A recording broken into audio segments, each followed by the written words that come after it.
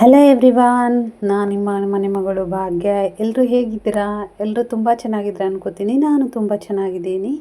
ಇನ್ನು ಇದು ಬಂದು ನಾನು ಊರ್ಲಿಂದ ಬಂದಿದ್ದ ದಿನದ ವ್ಲಾಗ್. ಇದು ಸ್ವಲ್ಪ ಲೇಟಾಗೇ ಬರ್ತಿದೆ, ಅಂದರೆ 2 ದಿನ ಲೇಟ್ ಆಯಿತು ಅಷ್ಟೇ. ಯಾಕಂದ್ರೆ ಊರಿಂದ ಬಂದಿದ ಮೇಲೆ ಕೆಲಸ ಎಲ್ಲ ಮಾಡ್ಕೋಬೇಕಿತ್ತು. ಹಾಗೆ ಮತ್ತು ಊರಿನಾಗಿಂದ ವ್ಲಾಗ್ ಇದ್ವಲ್ವ, ಅವು ನಡ್ಬರ್ಕ ಯಾಕೆ ಗ್ಯಾಪ್ ಕೊಡಬೇಕಂತ ಫಸ್ಟ್ ಅವೆಲ್ಲ ಹಾಕಿದ್ಮೇಲೆ ಇದು ಸ್ಟಾರ್ಟ್ ಮಾಡೀನಿ.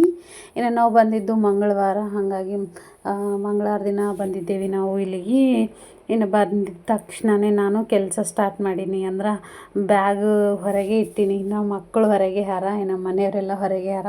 ಅವರಿಗೆಲ್ಲ ಹೊರಗೆ ಬಿಟ್ಟು ನಾನು ಒಳಗೆ ಬಂದು ಫಸ್ಟು ಅಡುಗೆ ಮಾಡಬೇಕಿತ್ತು. ಯಾಕಂದ್ರೆ ನಾವು ಬೆಳಗ್ಗೆ ಒಂದು 9 ಗಂಟೆಗೆ ಹಂಗೆ ಬಿಟ್ಟಿದ್ದೇವೆ ಅಲ್ಲಿಂದ.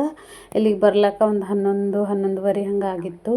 ಇನ್ನು ನಮ್ಮ ಮನೆಯವರು ಡ್ಯೂಟಿ ಇತ್ತು, ಹಾಗಾಗಿ ಒಂದು 1-1:30 ಹಂಗೆ ಅವರು ಡ್ಯೂಟಿಗೆ ಹೋಗ್ತಾರೆ. ಅದ್ರ ಸಲುವಾಗಿ ನಾನು ಫಸ್ಟು ಅಡುಗೆ ಮಾಡ್ಬೇಕಂತಂದು ಗ್ಯಾಸ್ ಎಲ್ಲ ಕ್ಲೀನ್ ಮಾಡ್ಕೊಳತ್ತೀನಿ. ಇನ್ನು ರೂಮ್ ಏನೂ ಉಡುಗಿಲ್ಲ, ಸೂಟಿಲ್ಲ. ಫಸ್ಟ್ ಗ್ಯಾಸ್ ಕ್ಲೀನ್ ಮಾಡಿಕೊಂಡು ಈ ಕಡೆ ಅನ್ನಕ್ಕೆ ಇಡ್ತೀನಿ. ರೈಸ್ ಇಟ್ಟ ಅಂದ್ರೆ ಮತ್ತು ಬೇರೆ ಕೆಲಸ ಇರ್ತದೆ. ಹಾಗಾಗಿ ಇನ್ನು ರೊಟ್ಟಿ ಮತ್ತು ಅನ್ನ ಎಲ್ಲ ಅನ್ನ ತಂದಿಲ್ಲ, ಪಲ್ಯ ಅದೆಲ್ಲ ನಮ್ಮಮ್ಮ ಕಟ್ಟಿರು. ಅನ್ನ ಅಷ್ಟೇ ಮಾಡಬೇಕಿತ್ತು. ಯಾಕಂದ್ರೆ ಬಿಸಿ ಬಿಸಿದು ಅಲ್ಲೇ ಹೋಗಿ ಮಾಡ್ತೀನಿ ಅಂದ ಸಲುವಾಗಿ ಅನ್ನ ಏನೂ ಕಟ್ಟಿರಲಿಲ್ಲ. ರೊಟ್ಟಿ ಮತ್ತು ಪಲ್ಯ ಹಂಗೆ ಕಟ್ಟಿರು. ಹಾಗಾಗಿ ಫಸ್ಟ್ ಗ್ಯಾಸ್ ಎಲ್ಲ ತೊಳ್ಕೊಂಡು ಈ ಕಡೆ ಅನ್ನಕ್ಕೆ ಇಟ್ಟ ಅಂದ್ರೆ ನಂದು ಬೇರೆ ಕೆಲಸ ಎಲ್ಲ ಮಾಡ್ಕೊಂಬತ್ತಾನೆ. ಅಂದ್ರೆ ರೂಮ್ ಹುಡುಗಿ ಮತ್ತು ಸುಟ್ಕೊಂಬಂದು ಎಲ್ಲ ಕೆಲಸ ಮಾಡ್ಕೊಂಬತ್ತಾನ. ಅನ್ನ ಆಯ್ತದಲ್ವ, ಹಾಗಾಗಿ ನಾನು ಈ ಕಡೆ ಎಲ್ಲ ಗ್ಯಾಸ್ ಕಟ್ಟಿದ್ದು ತೊಳ್ಕೊಳತ್ತೀನಿ. ಆಲ್ರೆಡಿ ಒಂದು 7 ಡೇಸ್ ಆಯಿತು ನಾನು ಇಲ್ಲಿಂದ ಹೋಗಿ. ಇನ್ನು ತಂದಿದ್ದು ಅವೆಲ್ಲ ಹೋಗೋ ಪರಿ ತೊಳೆದಿಟ್ಟು ಸಾಮಾನೆಲ್ಲ ಇದ್ವಲ್ವ, ಹಾಗೆ ಇದ್ವು. ನಮ್ಮ ಮನೆಯವ್ರು ಭೀ ನನ್ನ ಕೂಡನೇ ಹೋಗಿರಲ್ವ ಊರಿಗೆ. ಒಂದು 2 ಡೇಸ್ ಅಷ್ಟೇ ಬಂದಿರು. ಅವ್ರು ಬಂದ್ವಿ ಓನ್ಲಿ ಒಣ ರೈಸ್ ಮಾಡ್ಕೊಂಡಾರ. ನಾನು ಆಲ್ರೆಡಿ ಟೊಮಾಟೊ ಚಟ್ನಿ ಅದು ಮಾಡಿಟ್ಟಿದ್ನಲ್ವ, ಅದೇ ರೈಸ್ ಮಾಡಿಕೊಂಡು ಅದೇ ಊಟ ಮಾಡ್ಯಾರ. ಟೊಮಾಟೊ ಚಟ್ನಿ ಅದು ಏನು ಕರಿ ಅದು ಮಾಡ್ಕೊಂಡಿಲ್ಲ.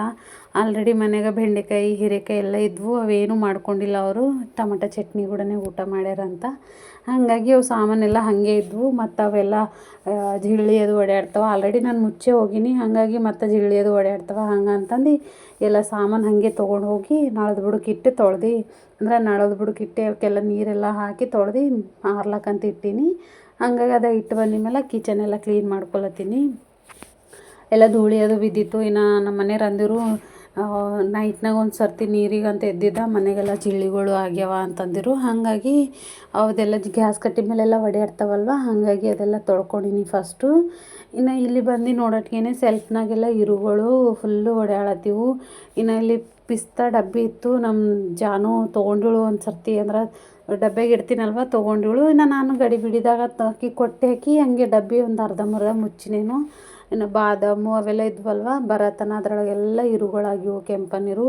ಇನ್ನು ಮಿನಿಮಮ್ ಒಂದು 10-15 ಬಾದಾಮಂತೂ ಒಳಗಿಂದೆಲ್ಲ ತಿಂದಾಕಿ ಮ್ಯಾಗಿನ ಸಪ್ಪೆ ಅಷ್ಟೇ ಇಟ್ಟವು ಇರುಗಳು. ಡಬ್ಬಿ ಫುಲ್ ಇದ್ದವು. ಹಾಗಾಗಿ ಆ ಕಡೆ ಎಲ್ಲ ಸ್ವಲ್ಪ ಜಾಡುಲಿಂತ ಹುಡುಕೊಲತ್ತೀನಿ. ಇನ್ನು ನಾಳಿನ ದಿನ ನೋಡಬೇಕು, ಎಲ್ಲ ಕ್ಲೀನ್ ಮಾಡ್ಕೋಬೇಕು. ಹಾಗಾಗಿ ಈಗ ಸುಮ್ಮ ಅರ್ಜೆಂಟ್ ಕೆಲಸ ಅದ, ಹಾಗಾಗಿ ಇದು ಮಾಡತ್ತೀನಿ. ಇನ್ನು ನೀರೆಲ್ಲ ಇದ್ದಿರಲಿಲ್ಲ, ಹಾಗಾಗಿ ನಮ್ಮ ಮನೆಯವರು ಬೋರ್ ಆನ್ ಮಾಡಿರು. ಈ ಕಡೆಯಿಂದ ನಳದು ಬೋರೆಲ್ಲ ಆನ್ ಮಾಡಿದ್ಮೇಲೆ ನೀರು ಹೊಂಟಿವು. ಇನ್ನು ಅಡುಗೆ ಮಾಡೋಕೆ ನೀರು ತುಂಬ್ಕೊಳತ್ತೀನಿ. ಇನ್ನು ನಾವು ಹೋಗಿದ್ದು ಹಿಡಿದು ಇಲ್ಲಿ ಟ್ಯಾಬ್ ನಳಕ್ಕೆ ನೀರು ಬಂದಿಲ್ಲ ಅಂತ, ಮಾಂಜ್ರ ನೀರು. ನಾವು ಹೋಗೋ ದಿನ ಬಂದೆವು, ಮತ್ತು ಬಂದೇ ಇಲ್ಲ.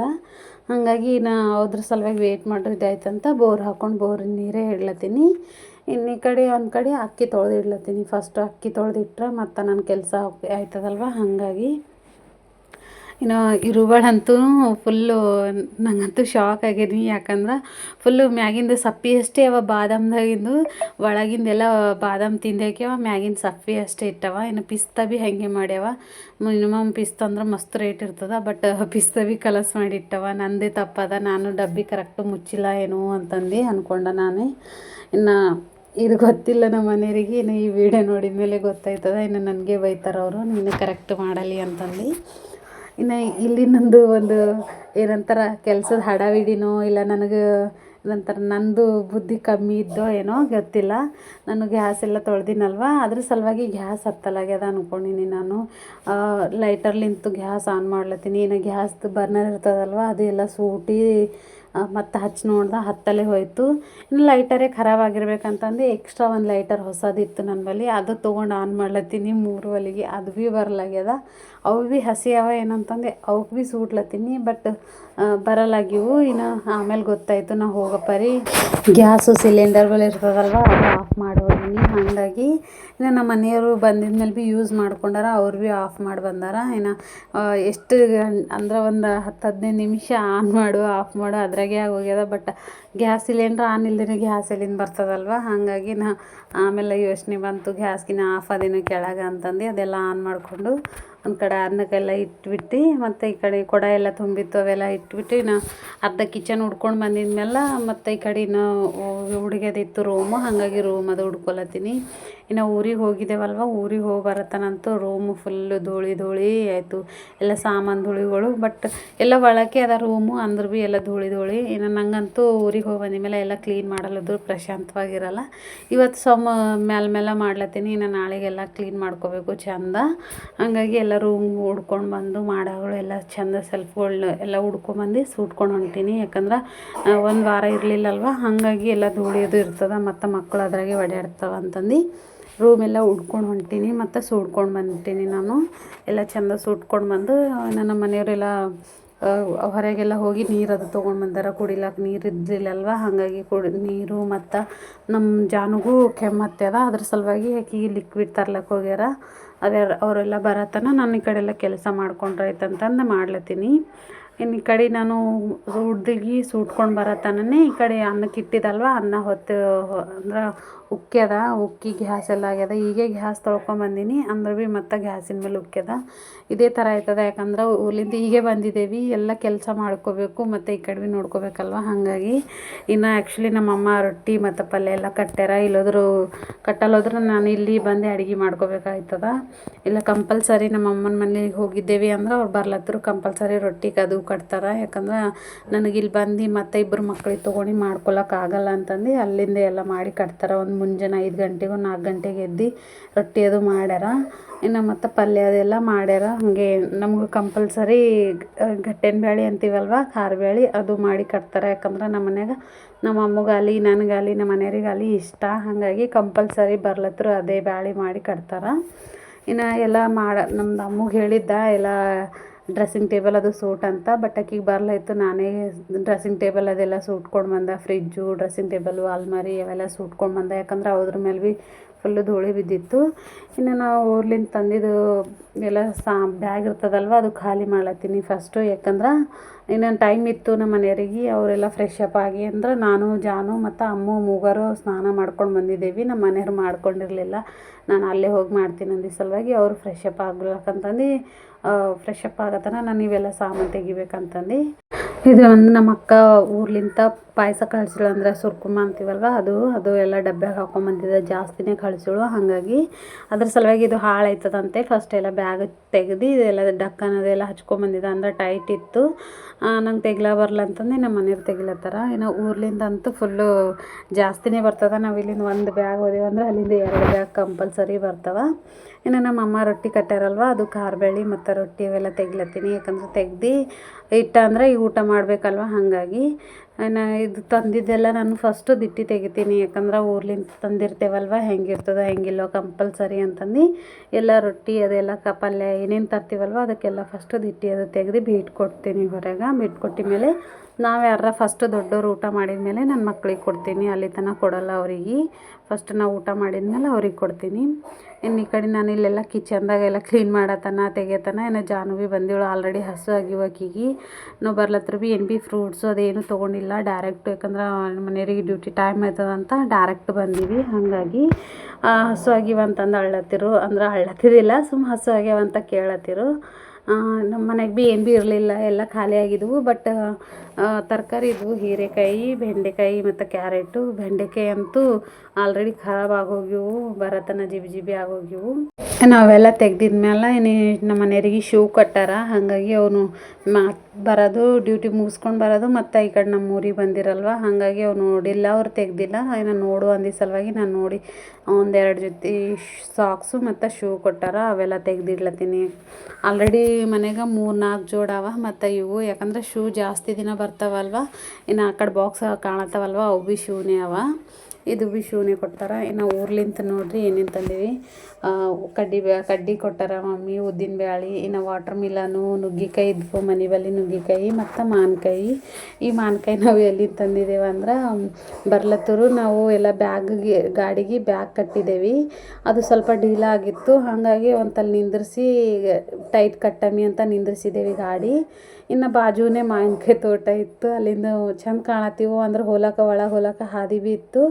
ಇನ್ನು ಮಾವಿನಕಾಯಿ ಭೀ ದಪ್ಪ ಕಾಣತ್ತೀವು. ನಮ್ಮ ಅಮ್ಮ ಪಾಪ ಮ್ಯಾಂಗೋ ತರ್ರಿ ಅಂದಿ ಸಲುವಾಗಿ ನಮ್ಮ ಮನೆಯವ್ರು ಅಲ್ಲಿಂದ ಜಂಪ್ ಮಾಡಿ ಹೋಗಿ ಫಸ್ಟ್ ಒಂದು 4 ಕಡ್ಕೊಂಬಂದಿರು. ಈ ಕಡೆ ದಪ್ಪ ಕಾಣತ್ತಾವ ನೋಡ್ರಿ ಅವು.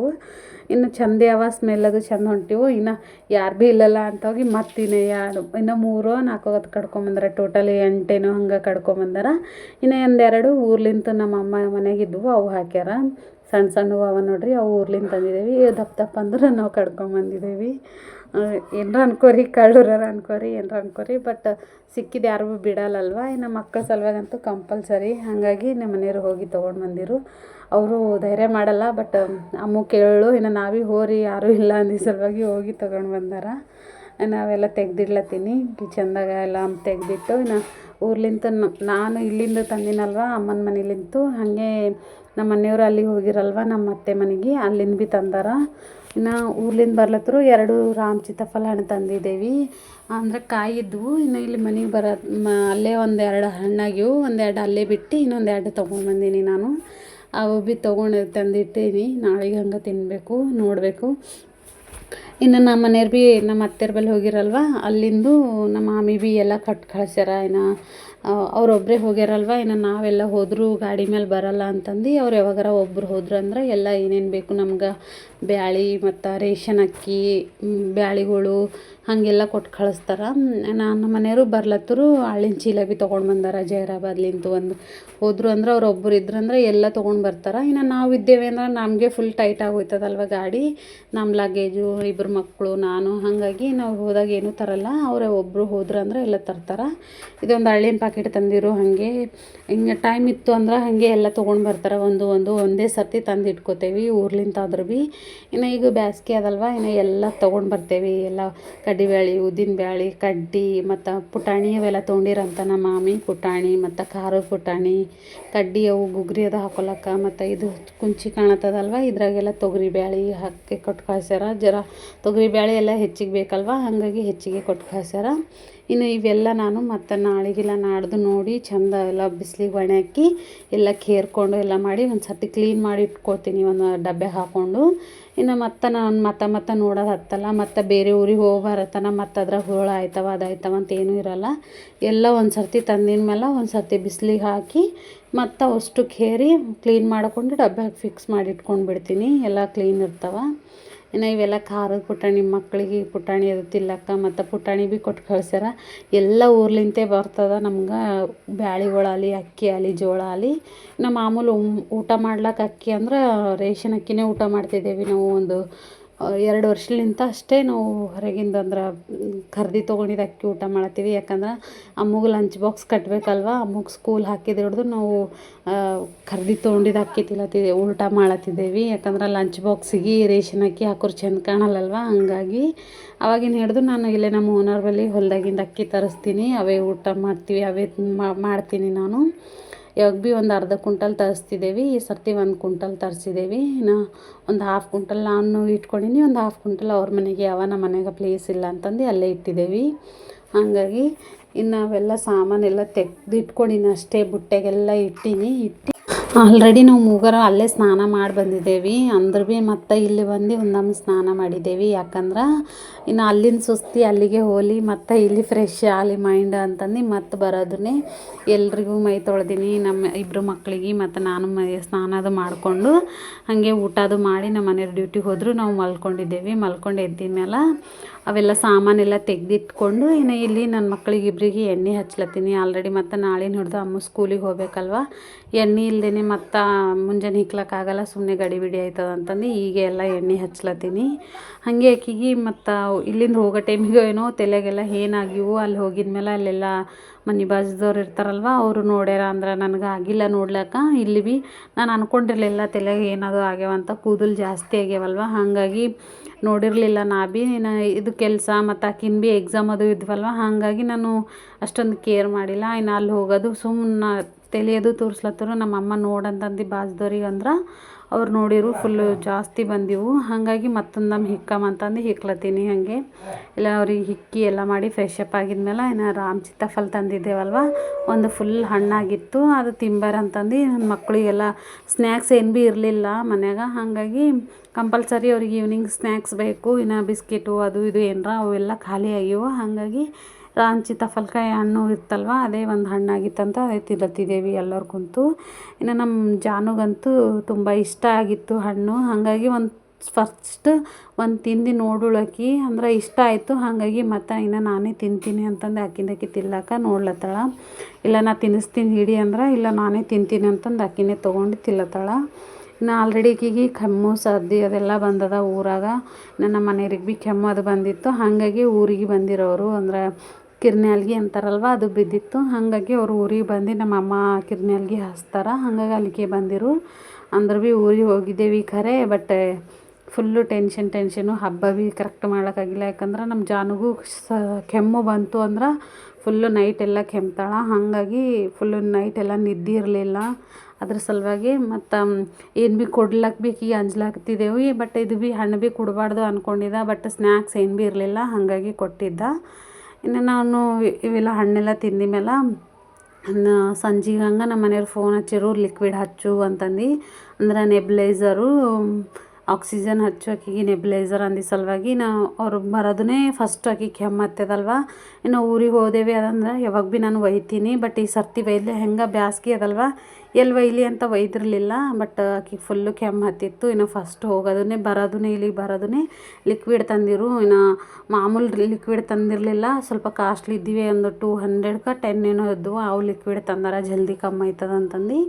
ಇನ್ನು ಹಚ್ಚಿದ್ದಿಲ್ಲ ಅಂದರು. ಹಾಗಾಗಿ ಇವಾಗ ಹಚ್ಲತ್ತೀನಿ, ರಾತ್ರಿ ಟೈಮ್ ಊಟ ಎಲ್ಲ ಮಾಡಿದ್ಮೇಲೆ ಹಚ್ಲತ್ತೀನಿ. ಇನ್ನು ಆಕಿ ಭೀ ಚೆಂದ ಹಚ್ಕೋತಾಳೆ ನೆಬ್ಲೈಸರು. ಇದು ಹಚ್ಚೋದ್ರಿಂದ ಸ್ವಲ್ಪ ಬಾಯಾಗ ಏನರ ಕಫ ಇದ್ರೂ ಭೀ ಹೋಯ್ತದ, ಕೆಮ್ಮು ಭೀ ಕಡಿಮೆ ಆಯ್ತದ. ಅದ್ರ ಸಲುವಾಗಿ ನೆಬ್ಲೈಸರ್ ತೊಗೊಂಡಿದ್ದೇವೆ.